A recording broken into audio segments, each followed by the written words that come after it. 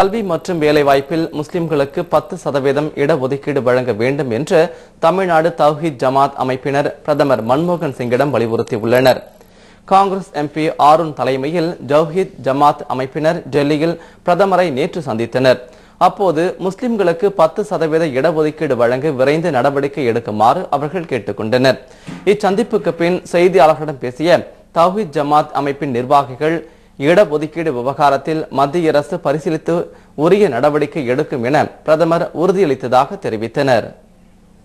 பாரத பிரதமர் மன்மோகன் சிங் அவர்களையும் காங்கிரஸ் கட்சி தலைவி சோனியா காந்தி அவர்களையும் சந்தித்து முஸ்லிம் சமுதாயத்திற்கு தனி இடஒதுக்கீட்டை சட்டமாக்க நாங்கள் வலியுறுத்தினோம்.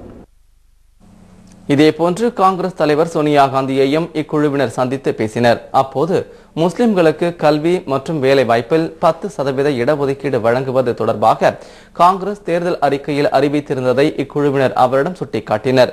தவ்ஹீத் ஜமாத் நிர்வாகிகளின் கருத்துக்களை கேட்டுக்கொண்ட சோனியா காந்தி உரிய நடவடிக்கை எடுக்க உதவுவதாக உறுதியளித்தார்.